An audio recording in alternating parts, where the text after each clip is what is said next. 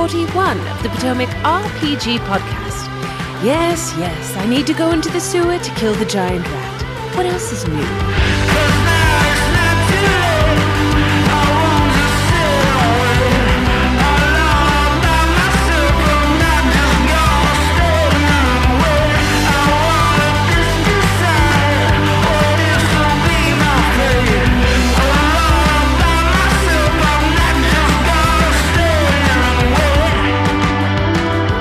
Welcome one and all to the Potomac RPG Podcast, your source for old news, tired conversation, and mediocre advice for all of your favorite tabletop role-playing games. I'm your host in Goblin Camp at the mouth of the cave, Adam. I'm your impossible to persuade NPC, Matt. I'm Ben, and I'm here for the non-combat encounter on a hex map. All right. Thank you guys for being on. A little sad tonight. This is a after hours Potomac RPG because we are not having our regularly scheduled session today. We had a few people out, Steve get well soon, and we decided just to take the week off. So instead we're recording the podcast tonight.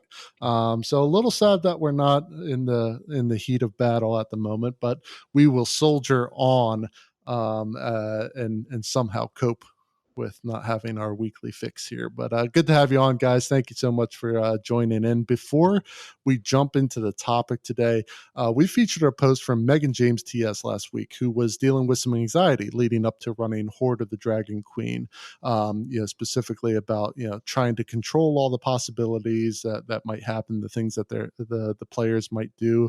And Megan was kind enough to write us back with some background info and an update. So Megan says, since I posted on Reddit, I've had my first session of the Horde of the Dragon Queen module, and it felt like a great success to me and my players. They seem to genuinely be having fun. Based on all the responses I got to my Reddit post, I changed the strategy for my preparation. Instead of trying to plan for every possibility, I focused on developing NPCs, locations, and potential encounters so the players always had someone to talk to, somewhere to go, and something to do. Instead of a fixed story where the players go from plot point A to B to C, they could move more freely, and I could present combat situations or encounters for roleplay that felt appropriate at that moment in the story. I also gave my players the assignment of protecting a certain NPC at the outset so I could use this NPC as a means to prompt them if necessary. It was helpful to get the ball rolling and to give the players some direction at the very beginning. I'm grateful for all the advice I received and looking forward to continuing this module with my friends. So this is great stuff, and so glad, Megan, thank you so much for updating us on how it was going. I really wanted to focus on Megan's use of the protect the NPC scheme.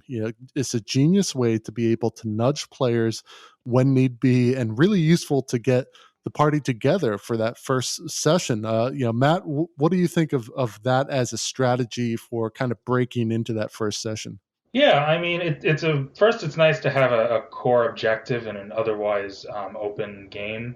So I think so I'd like to sort of draw a parallel with our Baldur's with our Avernus campaign. Steve, when we were in Baldur's Gate, kind of had a sort of a semi-open environment, right? So we could walk around the city and do different things, and there were and the encounters were sort of by place, but there was also a main plot that we were trying to kind of piece together, a kind of a mystery, kind of trail. And I think having the NPC to protect sort of helps give pointers in the right direction in that kind of setting. And you can have the core objective, and then sort of other objectives come about. And it's kind of like we have in the Avernus campaign, where there's multiple things we could do and things might change mid-stride. It feels very open, and I think that the DM in this case really hit the nail on the head with this approach. Yeah, and really with the protect the PC or the NPC kind of thing, we've done that a few times.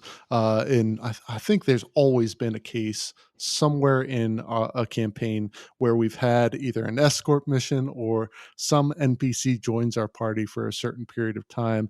I don't know if they live that long though. Yeah, usually they don't. Or they betray us. Yeah. Or they betray us. What do you think, Ben, of that kind of strategy? Yeah, it's a great hook to get your party moving in the direction that you want them to have a little bit of RP as you yourself as the DM in the party to kind of guide them in the direction that is most advantageous to get them to your encounters that you've so carefully planned out beforehand.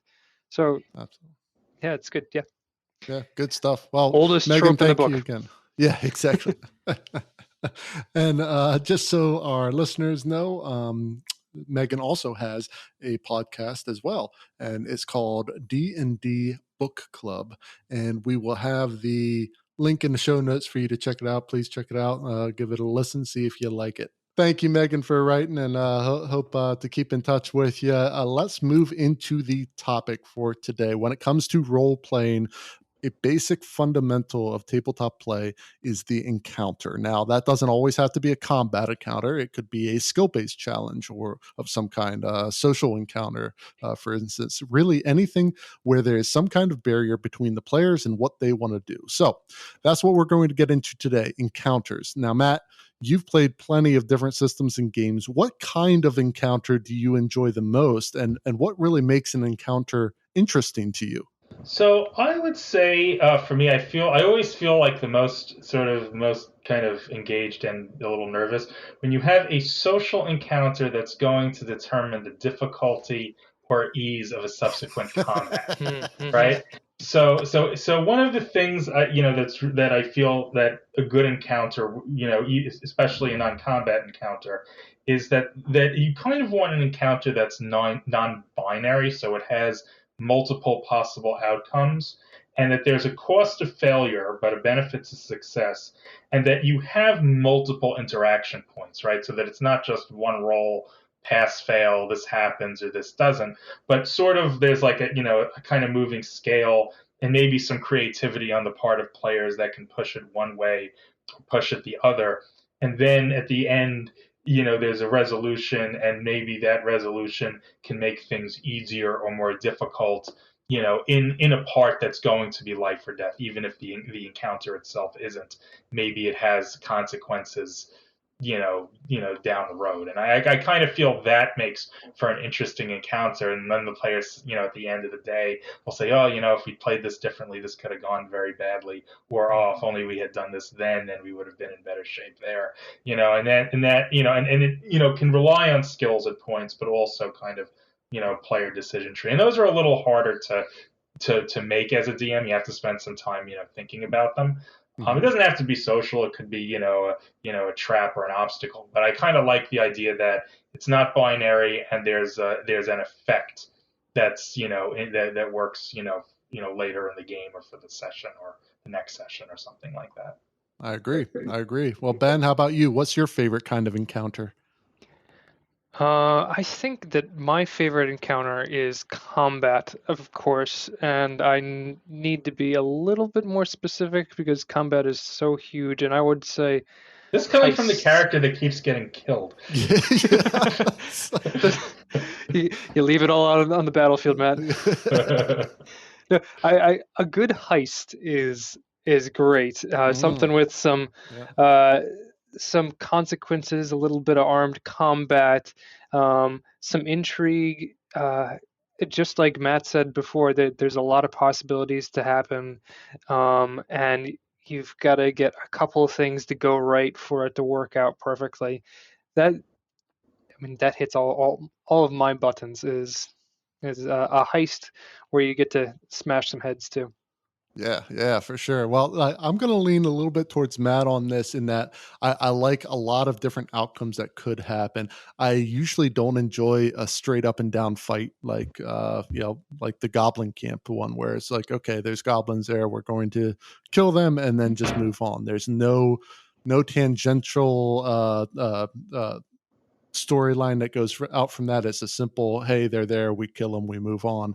That to me is kind of boring. I like the ones that could end a number of different ways, and I really like time-based ones where things are happening on the battlefield that change the battlefield at certain points during the fight. So, for example, maybe the ceiling's falling down, or there's a fire, or you hear reinforcements coming, and you think they'll get there within the next 30 seconds. So you have, okay, I have like 5 rounds to finish this off. Otherwise, we're going to be in trouble, kind of stuff, where there's different kind of variables that you can play with other than side A meets side B and they swing their swords, So we're going to get a little bit deeper here by going into some questions for the week. And let's get into the first one right now. Our first post comes from Reddit user Slightly Ordinary Duck, great name, who asks, how do I spice up a bandit encounter? So I'm a first-time DM 5e hosting a party of 3. In our next session, I was planning to have them face a few bandits, thugs, and a bandit captain smuggling exotic creatures. Always wanting to improve as a DM, I was curious if anyone had any suggestions to make this encounter more memorable or how to get my players more involved in the action. Any advice welcome. Usually I do some minor voice acting and describe everyone's actions to give a more authentic feel than you hit the enemy. I really appreciate any ideas. So Ben, the bandit encounter is a staple of tabletop RPGs, but how can Slightly Ordinary Duck spice things up a little bit to make things interesting?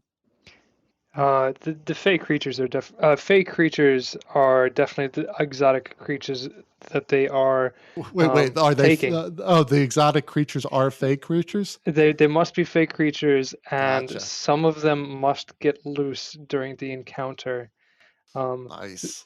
There is nothing more interesting than chaotic fey creatures with no real. Okay, I guess they probably don't like these bandits bandits who have captured them, but they're probably not friendly to the PCs either, and they're probably gonna. I'm thinking about fake creatures like pixies or something that has a little bit of initiative on its own. Were those blink dogs? Were those blink dogs fake creatures, or were they? Yeah, something blink else? dogs are fake creatures. Yeah, I don't know how fun. you keep them in a cage though. Yeah. Just having a couple of fake creatures getting loose and causing chaos, that would make for a good seed of a interesting encounter, I think. Yeah, that's a great idea. All right, Matt, what do you got? How are you going to spice things up? Well, I mean, it's sort of the standard interactable environment stuff. I mean, I think if the players can release the Fae in the middle of the fight, that would be cool. Having bad weather is always interesting for some reason. When we fight, it's always like perfect weather, but having like a rainstorm, people have trouble staying up in the mud, weapons slipping out of the grip. Another thing that could happen, which would be kind of funny, would be sort of some bandit on bandit action. So you have these bandits smuggling these Fae, but these other bandits have gotten word of it and want to steal from those bandits. So in the middle of the fight, another group of bandits shows up and they're trying to pinch the prize. It sort of adds another like twist to the action. Yeah, that's awesome. Oh man, I'm not even going to add one because I love both those. The creatures getting out and another bandit party coming in and trying to sneak out the goods while you're busy banging heads there. So that those are two great ideas. Well, Slightly Ordinary Duck, would love to hear what you ended up doing to spice up your bandit encounter. Best of luck. Let us know. So I have news here. And the sound of Ralphie the News Goblin can mean only one thing. It's time for Potomac RPG News.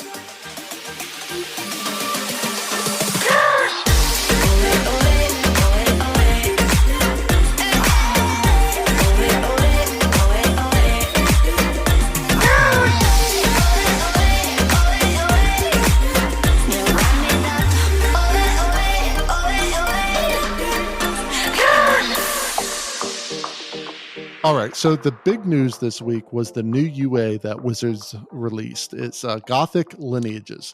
And in addition to 3 different lineages to play, they've also made some pretty big changes with how race is handled moving forward. Yeah, Tommy Williams over at geektyrant.com has a great article outlining the changes made in this UA, and I'll make sure to have the link in the show notes. So, yeah, I'm going to turn to you first, Matt. Looking over this UA, particularly the lineages, What are your thoughts on the new additions?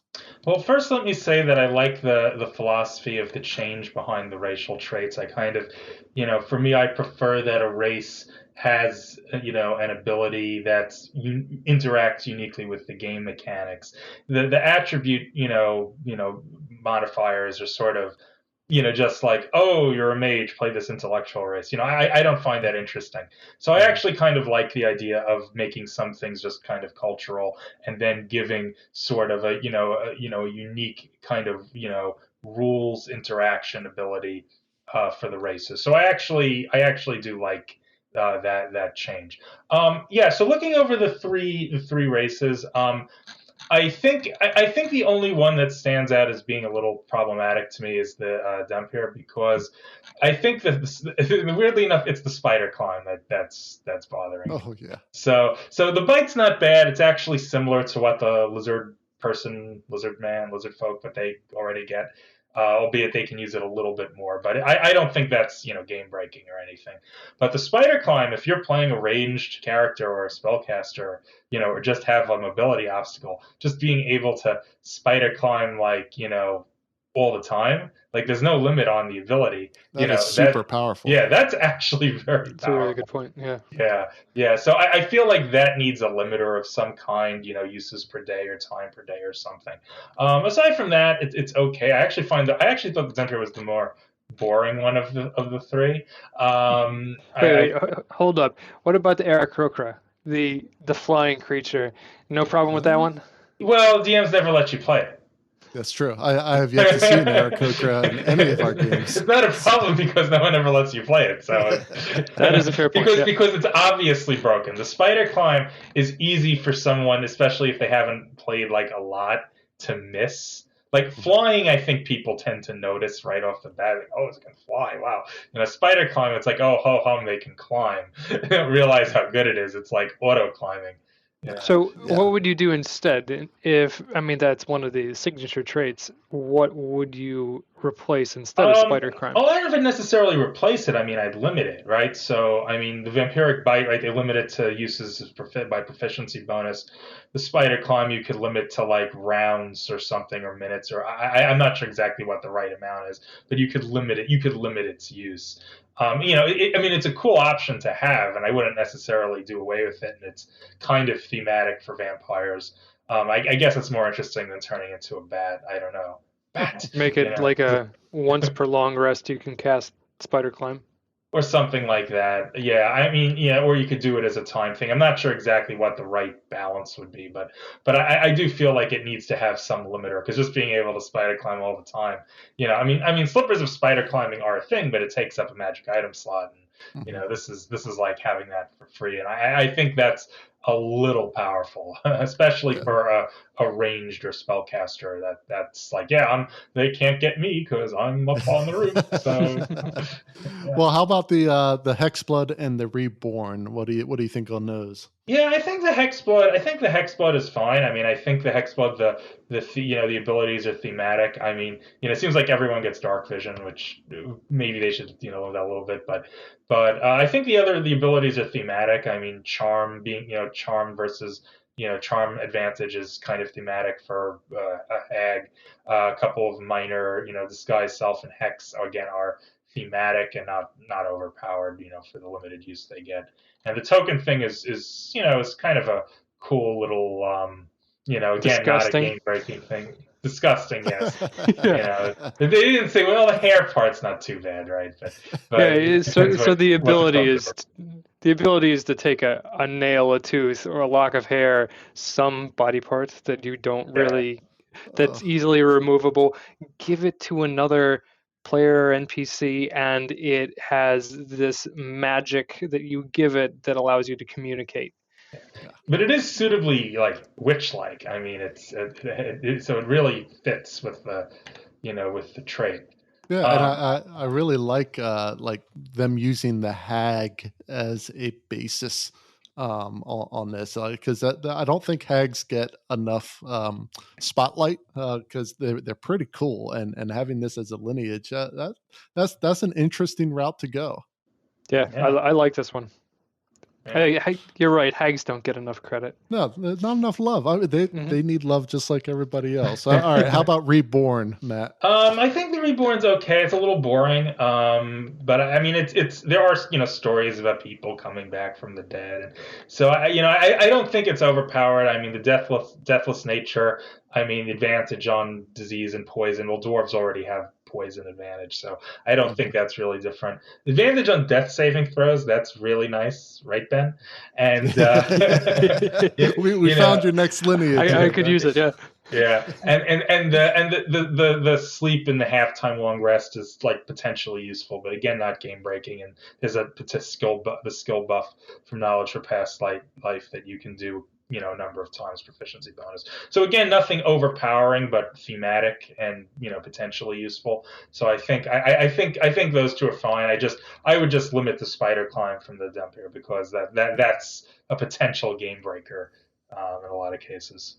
Makes sense. All right, Ben. So out of these three, kind of which one's piquing your interest the most?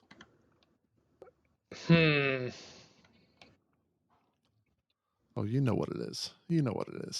Okay, so I like the Hexblood, but I want to say I don't think Matt gave enough credit to Reborn because there are so many character ideas that I'm sure everyone has, where you've got this really dark and tragic past, and Reborn. Edgelord. Yeah, that's what I'm worried about with this for one. your Edgelord.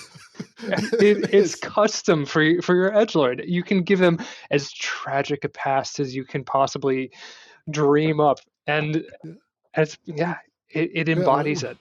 If only we had this lineage available when Tom was playing the stranger, like this would fit right in. Perfect. Exactly. And he might have actually survived. He might have. That's true. He might have. Yeah, I agree with you to a certain extent. I think the Reborn definitely has so many story options available to it. So I think in terms of what you can do within a game story wise, the Reborn has it. But the Hexblood just sounds so cool. Like you could make some real disgusting heroes with the Hexblood, and I love that. And I think the story element for the Hexblood is really interesting, right? Because how is this person related to hags? Were they born of a hag?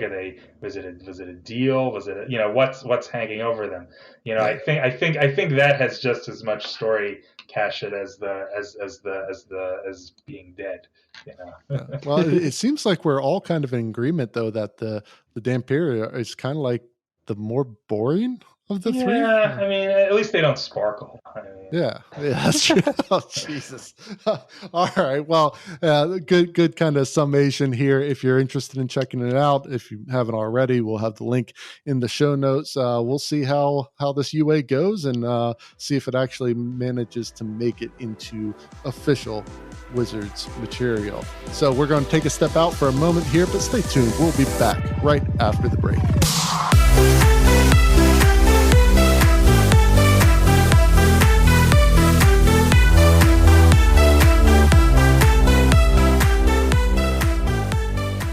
When we were first getting this podcast together, we knew we needed some good music. And we looked into a lot of options that are out there, but we settled on Soundstripe.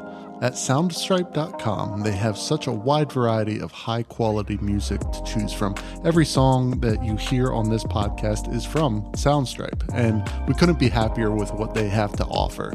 And it's not just music. They have a ton of sound effects and video stock footage as well. So if you're making a podcast or videos on YouTube or have some creative project you're working on, check out Soundstripe. They're worth a look. And right now you can use the promo code Potomac RPG, all one word, and get 10% off. That's Potomac RPG, all one word, to get 10% off your purchase.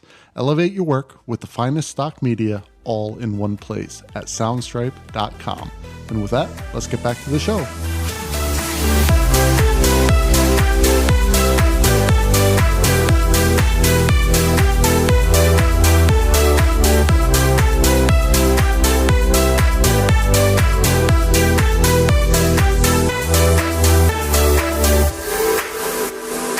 How about another question? This post comes from Reddit user Ferris Fenris, who asks, non-combat encounters for crossing a Great Lake. I've done my best to look around, but don't want to have to spend an hour trying to figure or find just one thing to add to an encounter table I'm throwing together for a lake that will basically take a day of travel, by boat even, for a party. Especially since I can't find much for non combat situations. Ocean encounters seem to be rife aplenty, but I've noticed when it comes to rivers and lakes, it takes some digging. So I humbly ask for ideas for crossing a great lake specifically set within a jungle that don't require combat, though of course could fall into such depending on the situation. Thus far, I have been assaulted by a swarm of disease-carrying mosquitoes, tangleweed that slows down the boat and attempts to take it over, and essentially a mermaid sighting, as it's rumored that an ancient sunken city lies beneath the deep waters. Considering they'll be surrounded by water for most of the day's journey and not able to scramble to anything nearby should the ferry boat go down, I didn't want to do anything too extreme. But they are a group of 4 in the level 7 range who will likely be accompanied by 2 spellcaster NPCs of less or higher level. Thankfully, I won't need too many possibilities since it's just for the day, but figured it'd be neat to have something essentially random happen as they go on their way. Okay, so nice to dive into some non-combat stuff here as well. So how about it, Ben? If the party is crossing a Great Lake, what are some encounters they can have along the way? Great Lake. So how about some sort of fishing or merchant vessel that is also on this Great Lake? I mean, they don't have that lake all to themselves. I'm sure there's Sure. somebody else who's sailing as well. Um, you can you can have a little howdy and maybe get your characters to shop a little bit if they want to, So, or so this is going to be like a riverboat, maybe some gambling, some poker on deck, right? ooh, yeah.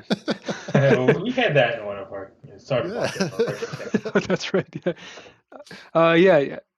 If you have some NPCs in mind that you would like them to encounter, or something fun that could happen on a boat, then have them run into each other.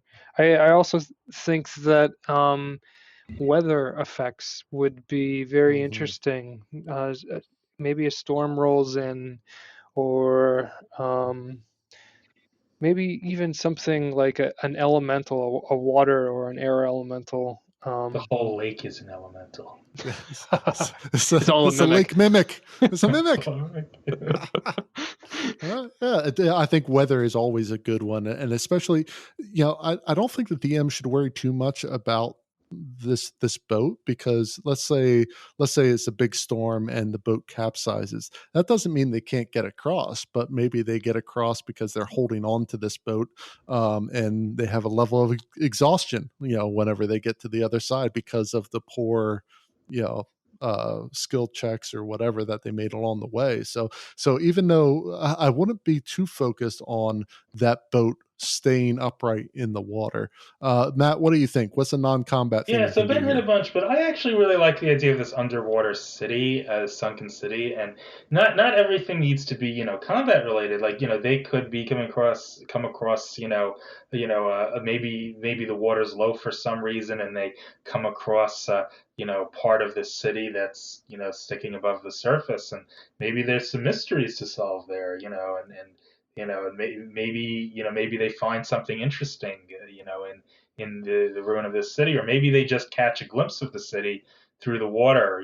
Maybe during a storm or something, the water clears. It's usually hidden by algae or something, and they see something. And I think that can add a lot of kind of mystery and fill out the campaign a bit more if there's something about this sunken city, even if it's not a combat encounter, something that sort of gives them an idea that there's some there was this ancient civilization here, and maybe they did some pretty cool stuff. Yeah, I mean that's a big thing to just kind of breeze by there with a rumored ancient sunken city, and good luck keeping this to a day's travel if they catch any glimpse of this sunken city, because that becomes the campaign at that point. But it's such a great one because you can develop that in skill checks. Maybe you do catch a sight of it. Well, it's pretty far down there, so you got a couple people who might be able to dive. but when they get down there, depending on their skill checks, maybe they lost sight of it, and they know it's down there, but they can't find it anymore. So is that something they come back to later on? Or maybe they do get down there, but they're running out of air. So, maybe a skill check to find something quick that they can take with them to the surface. And now they have some kind of magic item or something, or a book that has lore in it, or whatever. That's a great idea, Matt. Like that's that thing, just that little nugget there, that can pretty much eat up at least a full session if you run that right. I think it's nice that not everything's in the ocean. Sometimes, people build a city by the shore of the lake, and in ancient times, and the lake moved. Exactly. And I don't know any boat of spellcasters that is going to pass up a sunken city. That is a challenge. Yeah. Now, I would say the one thing that it depends on, they're level 7. So what magic items they have on them. If they have like rings of water breathing and stuff like that, you better have some ways to make life difficult down there. That way they don't just go down there and search through the whole ruin, first pass because they have water breathing. Something that things can go a little sideways on them. So that'd be my advice. But great ideas, both of you. Really appreciate that.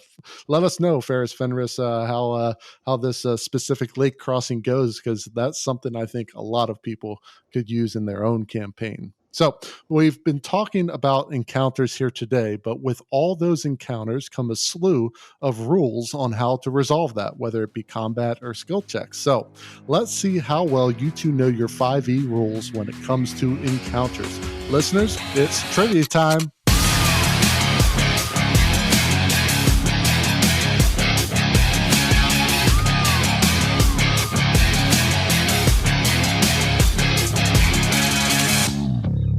Welcome to Trivia Time, where we pit our two guests against each other in a battle of game knowledge and history. So here's how it'll work. I have a bunch of questions here from the D&D quiz show. It's on YouTube. Jordan hosts it. The PH is silent. So I will have a link to that specific episode in our show notes. But this should test your knowledge a little bit. And Matt, these should be a little bit more difficult than the last trivia time that you were on. I know that did not test your knowledge adequately. It tested buzzer speed. Exactly. So the rules are simple. First one to buzz in gets to answer. Get it right, get a point. Get it wrong, lose a point, and your opponent gets a chance to steal for free. Are you two ready? Ready. All right. Let's jump into the questions. So question number 1. All of these questions, by the way, are yes/no questions. And first person I see buzz in, I'll try to keep my eyes open on who buzzes in first. So question number 1. Dwarves get resistance against poison damage. If the dwarf gets another poison resist effect, do they stack? Matt? No, they do not. Well done, Matt. You have 1 point. Congratulations. Question number 2. If you have a creature between you and an enemy, does the enemy get half cover?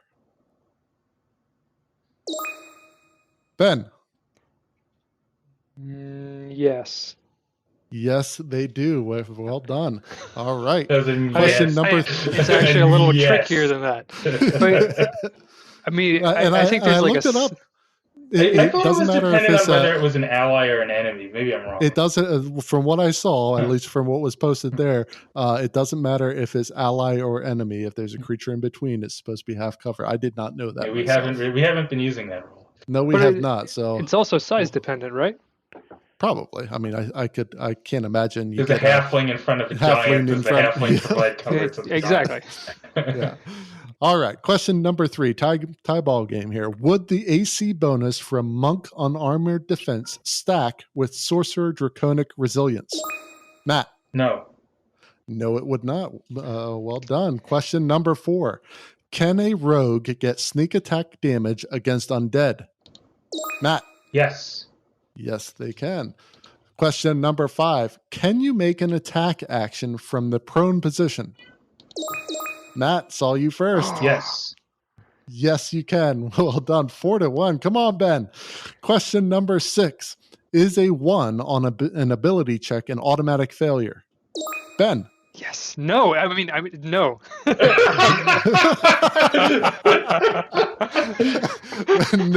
No is the correct answer. Well done.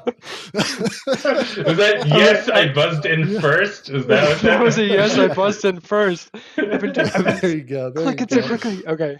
All right. So, question number 7. Can you use a shield with mage armor spell? Matt. Yes. Yes, you can. Well done. 5-2. Question number 8. Can you knock a creature out with a melee spell attack? Ben. Yes. Yes, you can. Wait, what do you mean, like knock a a creature out, like not lethally? Non-lethal Correct. damage. Do we ever not them out lethally anything? unconscious. You I'm sorry? can't Do we knock a ever creature not lethally hit anything? with range damage. There's a rule that says you can't non-lethally hit somebody with a ranged weapon. I hope it's not the next question. Yeah, we'll see. All right, 5-3. So next question, question number 9. Can you cast verbal spells underwater? Ben. Yes. Yes, you can. Well done. And apparently the caveat here is that if you do cast the spell under water with a verbal component, you start to drown. So, but you can technically cast the spell. So, last question. So it's 5-4. Ben, you have a chance to tie it.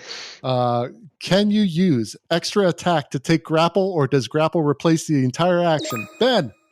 You can use any of your attacks. Yes, you can use an attack to get a grapple. Yes, you can. Well done. All right. So it is a tie ball game, which means I have to find another question. So let's I'm looking through here. Let's get a good one. You guys know that. We definitely know what critical hit against a downed opponent causes. I think Ben knows that one better than me, though. Oh, do I? Ooh, here's one that I don't know.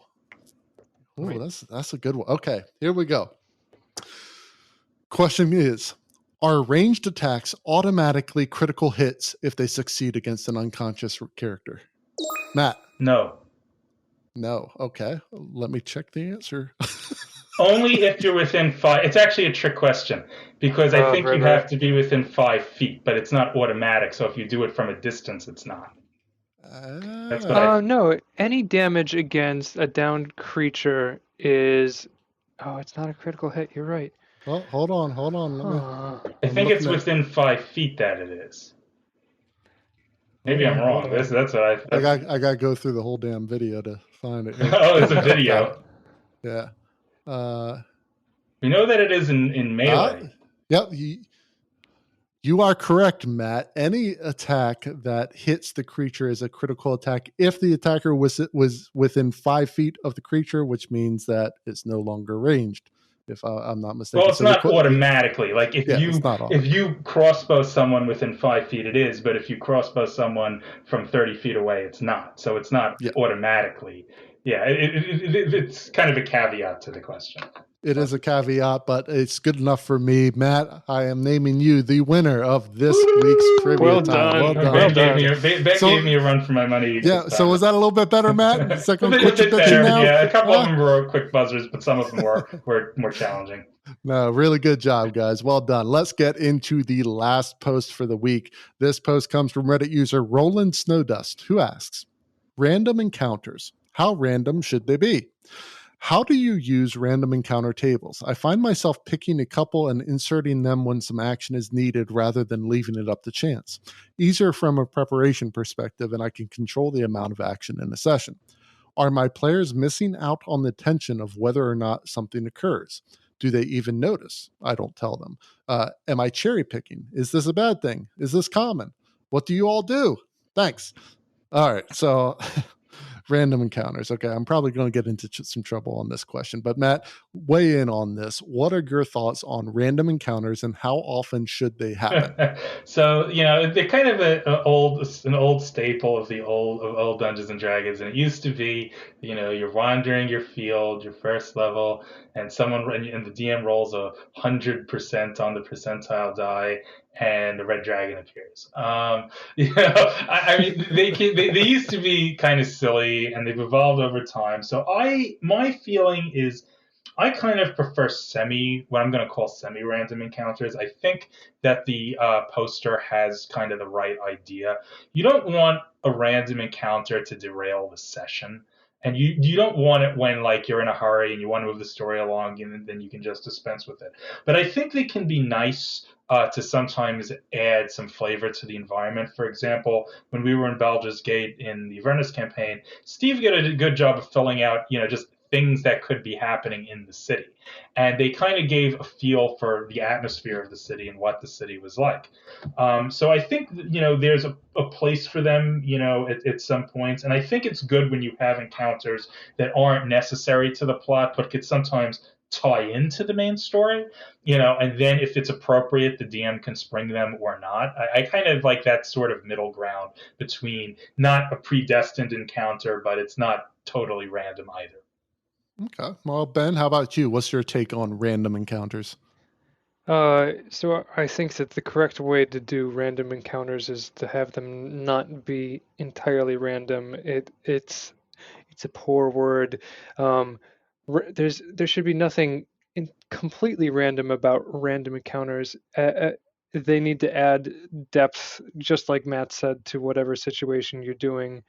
Your characters find themselves in, and that usually involves having a very well thought out custom table of these are all the things that could be happening in this setting. In Baldur's Gate, there is a parade, there is a mugging, there is a bunch of rats that are chewing on something in the alleyway. Rats in a city? Yeah. No. There's another mugging because it's Baldur's Gate. Yeah. And I think the right way when to employ a random table is when you have a time tick, and those time ticks are going to be different depending on what type of adventuring you're doing. I think the old school way of doing it was every 10 minutes of game time, you would have a tick in like a dungeon or something. Yeah. And then you would roll and see if anything happened. And most of the time nothing should happen, because I mean most dungeons are mostly empty. You don't have wandering monsters doing the patrols of it all the time. There is no dragon on patrol. but like when you roll a 6 on a 1d6 table, then something happens, and then you figure out what is the thing that happens from another table. That's how I think random encounters should be used.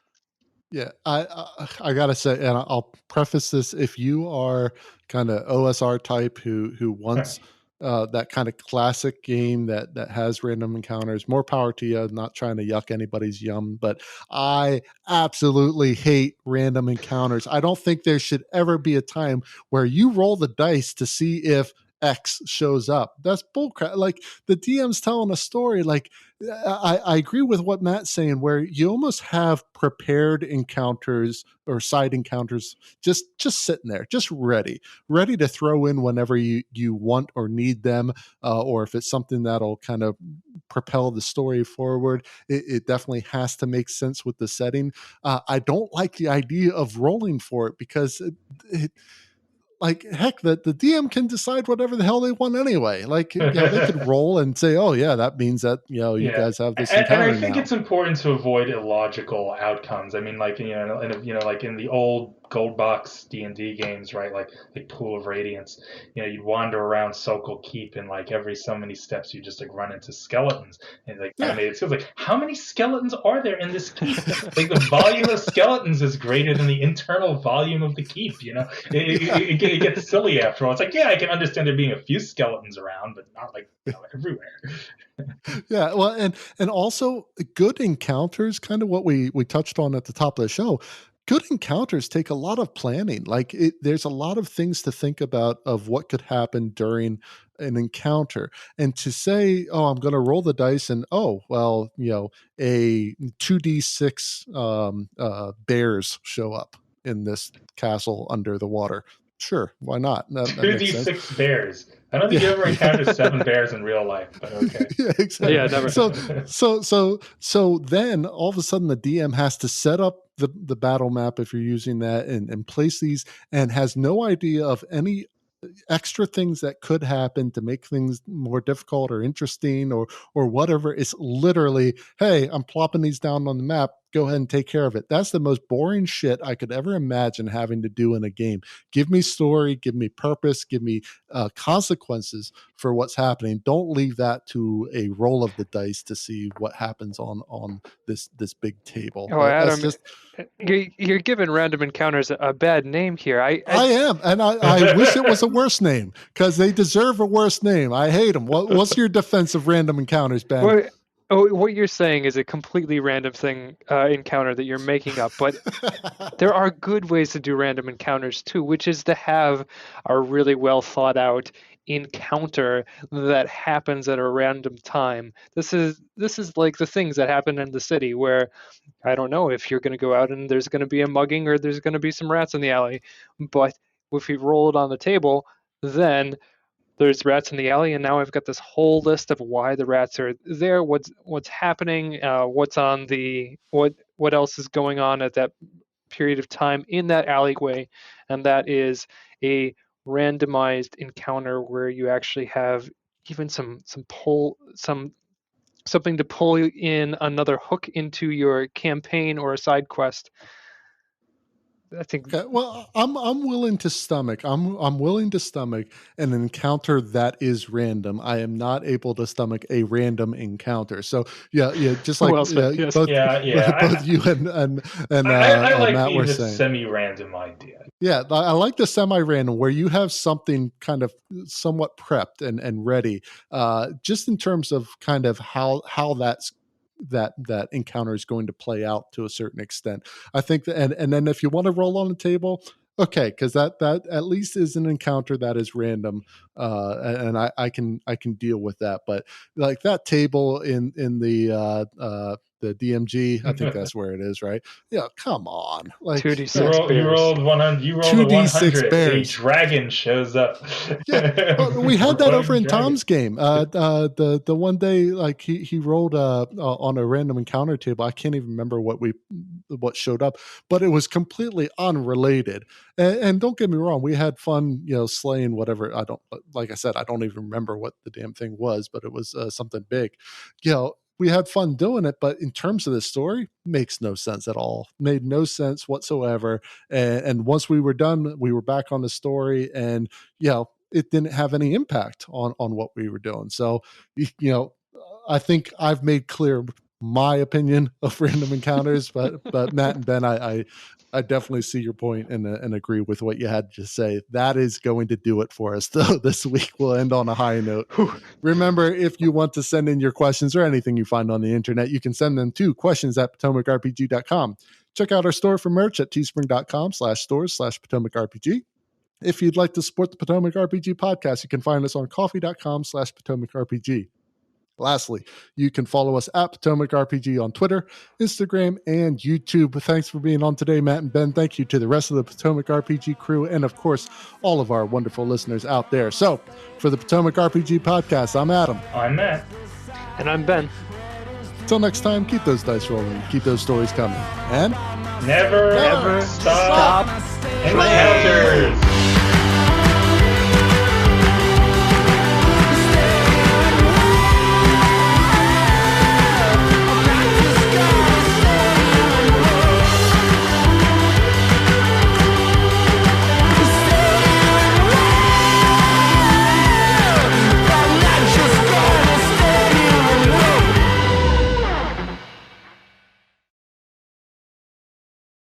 You're not like me, Ben, where like my voice shatters stones. So I have to, That's true.